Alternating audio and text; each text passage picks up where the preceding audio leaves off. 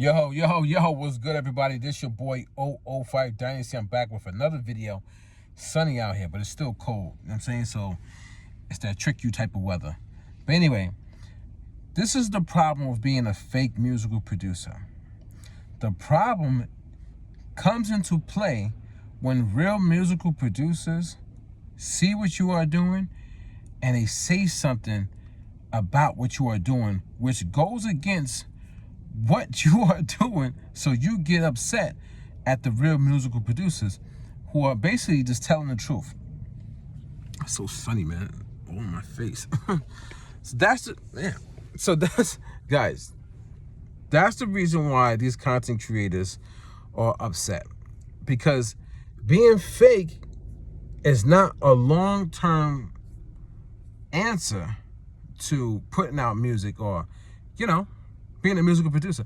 It's, the thing that's so crazy, guys, is that when I think about it, I don't think these guys are musical producers, man. I don't think they have it. I don't think they have the talent and the skill set and the understanding to be a real musical producer, even if they have success in the game. I don't even have an example to give you guys. Maybe it'll come to me. But just because you have success in something doesn't mean you really have the talent in that field. Like I had people at my job, right? Every quarter, or every, we have like 4 quarters, right? And every quarter they have like a big team meeting. And this team meeting, they do like awards. Like you know what I'm saying? So if you did good in that quarter, and if your leadership saw it and they want to recognize you for it, they can, and they recognize you for it in front of the entire store, and you get like gift cards or whatever. You play a game and try to get the most money in the gift card, but you're gonna get something. You're gonna get at least $10, right? So I know for a fact when I go to work, I bust my behind so much that people, now it's just like common knowledge that when I come in, like everything looks crazy, right? And then the team members are like, oh, I'm glad you're here. I'm glad you're here. I'm glad you're here, man. The rest of the week was terrible. I'm glad you're here. But at the end of the quarter, I never win. No matter how much effort I put into work, which is working laps around my counterparts, I never win. And I know my job like the back of my hand. Like I know it. I've been doing it for a long time now, okay? Some other person will win who is lazy, slow, I'm talking about in their work, right? Who put people who are at risk, I'm talking about women and children in danger with the stuff that they do at the workplace. Like, talks crap about everybody, just overall a negative person, and doesn't even do the job correctly. Doesn't take care of the sales floor properly, doesn't take care of the back room properly, but this person wins. They don't even have the skills that I have, the marketing techniques, the customer service, none of it. They don't have any of it, but they still win for team member of the quarter. So when I come on YouTube and I say fake musical producers and stuff like that, and then somebody tries to rebuttal it by saying, oh, but this person is multi-platinum, I don't think you are a smart person. I don't think you're an intelligent person. I don't think you use your brain. Your brain doesn't work. You're not thinking. You don't think about all of the hypotheticals or things that happen. You don't think about, like, some people don't even have the certain skill, but they can still get to a certain level because, like, maybe a friend, or maybe an uncle or a cousin, or, maybe somebody owes somebody a favor. There's so many different things that could push somebody and catapult them into a certain way without them even having a skill set or really being able to know what they're doing. If you get what I'm saying, guys, sometimes I gotta reel you guys in to get to so you can understand. There's multiple levels. I'm talking about a lot of levels to every instance of life. Every single instance of life, there's multiple levels of it. It's not just cut and dry. It's not just, oh, this person is just a dope musical producer and they made multi-platinum records. It's not cut and dry like that, guys. Sometimes it's because of this that they got this. But meanwhile, this person got this, but they're not better than this person who've been busting it behind at the workplace for like 10, 15 years. But they come in and they can just cut the corners. You know what I'm saying? So I remember I was working at the Boys and Girls Club, right? Out here in Long Island, right? So I was working at the Boys and Girls Club and I was doing my thing, right? I was doing my thing. Like, I'm the guy that's very like into like activities when it comes to like, I want to conquer them. Like, I remember I saw people hula hooping. I didn't know how to hula hoop. So I remember I would go in a gym after hours and I would just sit there and hula hoop to try to conquer it. You know what I'm saying? And then eventually I became the best hula hooper in the Boys and Girls Club. I was the best one. I could sit there and hula hoop for like an hour straight and just keep hoop, hoop, hoop without a problem. I'm just that guy.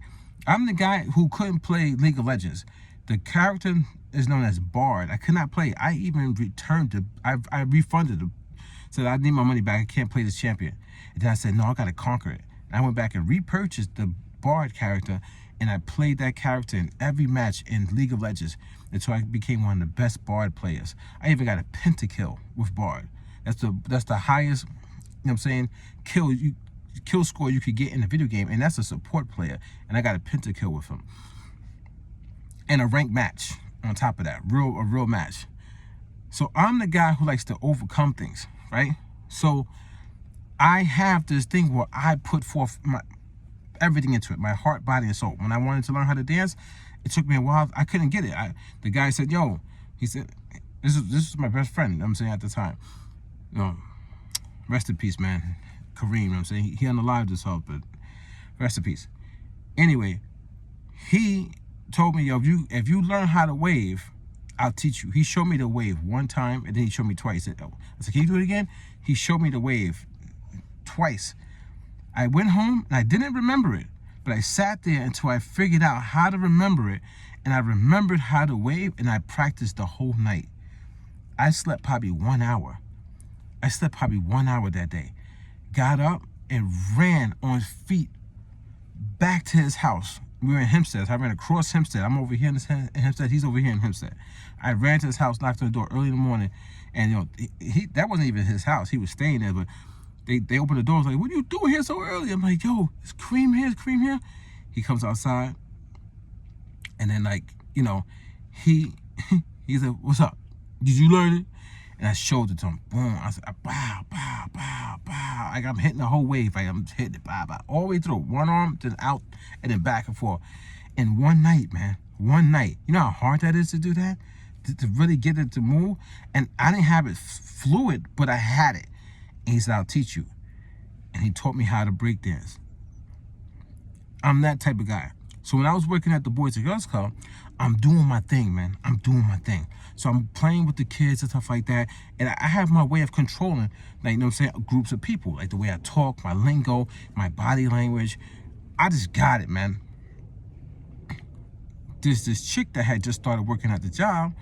And I see her, man. She's like literally on the stage, and she's watching me the whole time. I see her watching me. I mind my business. I'm not saying, I'm not thinking anything of it. One day I come to work, she's running the activity the exact same way, a carbon copy of Jamel Marshall Pearson, of me. Same exact way. Same thing, man. Same wordplay, everything. She stole my whole thing, man. And from that day, I disliked her, man. I'm not going to say her name because, you know, people know her. We worked at the same job. I'm not going to say her name. I said, then, probably like a month later, she gets to move up positions. She literally moved up positions. I've been working at this job for years. She just came into the company. A month in, and after stealing my workflow, she moved up. So I go to the boss at the time, and I tell her, like, yo, how you going to give her the raise in the position? And I've been here for mad long. I deserve that. And she tells me, oh, you know, because she got a degree or something like that. So they played a degree game on me because I didn't have no degree. You know what I'm saying? It's like, what? That don't make any sense. I said, yo, she's stealing my own work. She's stealing my style. That's me out there working. How you going to give it to her? Oh, it didn't got nothing to do with that. To me, it did. Because this person would never been able to control that room full of people if they didn't understand how to do it by copying off of me. Stealing from me, yo. So I never forgot that. And then I later found out, like a month after that, that the boss was related to homegirl. They were related. I didn't know that. I'm just young. I'm early 20s, if that, maybe like 19, 20, something like that. I'm young. So I was like, oh, that's crazy. So this person, even though they stole my style, they still didn't have my skills. My entire skill set they didn't have. They couldn't break dance. They couldn't teach music. They couldn't teach graphic design. I was doing all that. You know what I'm saying? I was a one-man army. I had multiple classes throughout my sessions. I would work from 3 o'clock to 7 o'clock. It was 4 hours. 3 of those hours, I was running sessions, man. Teaching the youth how to be productive, caring citizens. And then on top of that, running a group in the gym, you know what I'm saying? Running group activities. So I know when people get put in a position that they technically didn't earn really, or they steal and they con their way to the top, or they have people in a position of power that can move them up. So I don't respect any of these YouTubers. I don't respect somebody who has a multi-platinum record, especially if they're still not doing it today. I don't respect that. These people are fake, man. If you're a musical producer, that should be your life, like for real. Not a content creator posing as a musical producer. You want to know somebody who's a real musical producer that's producing right now and has never stopped, and that's multi-platinum? That's Browz. That is one of my favorite musical producers of all time. He might just be my favorite. He's borderline about to pass Arsonist from the Heatmakers. And I can tell you the reason why, man. Because it's the way these two individuals are moving in the game. They're both still doing it, you know what I'm saying? But there's something about the way that Arsonist is moving compared to the way Browz is moving. It's a big difference, you know what I'm saying? It's a difference. They're both dope New York musical producers. But the way Browz is moving, he's not technically going towards the tech, and he also says like he's not trying to, you know, get involved with that, like the politics of it, because he was asked by Gully, forget the guy's name, about that. He was asked about the new MPC XL, and he was like, you know, I'm not, because I think he has the MPC Live Mark 1. I think he's still rocking on that, to be honest with you. And then the way, you know, saying Arsonist from the Heatmakers is moving, he does lean more towards marketing and promoting the newer product. So I like Arsonist. You know what I'm saying? He's my all-time favorite musical producer because I like his swing, his style, and the fact that he created his own niche, his own way of doing music production. And he really inspired me to get a drum machine when he was on the Smack DVDs. So I really like what he does. Browz inspired me also because of his come up, the way that he thinks about music. He has foresight. He's not afraid to take risk, and he plays stuff out original, and he does it all, man. He does original sampling, and the fact that his original sounds so unique and is his own niche, his own style. That's why I like Browz. So I'm leaning toward, like, especially with the new stuff that Browz has been doing, has me pretty much about to put him as my #1 producer of all time. It's a journey, right? You know what I'm saying? I'm not just going to go off the first instance. I'm going to go over the whole career, the whole span of it, right? So I love what Browz is doing right now. And I love what Arsonist is doing too, but I really love what Browz is doing right now. Those guys are real musical producers. You're getting it twisted watching a content creator, beat maker, who just so happened got a placement or two that did some numbers on a commercial level, which also gets helped by the record label. Don't get that twisted. Those platinum records are not just 100% organic. They get pushed by every record label. They buy streams, they buy, you know what I'm saying, physical copies. They buy it all, man. Trust me on that. You know, they buy radio spins, but let's not play stupid, guys. We know the game, right? So with that being said, guys, I don't trust, don't like, don't respect anybody who sits on YouTube and makes YouTube videos talking about product and beat cookups and beat reviews more than somebody who's literally still putting out records, putting out diss records. Browz just did a diss record, which is a New York anthem, diss and a verb that is straight fire on out of this world level. Producing every time Jamel needs a track, needs a beat, producing. You understand what I'm saying, guys? The guy is a producing machine. That's a musical producer. That's who you should be following. That's who you should be looking up to.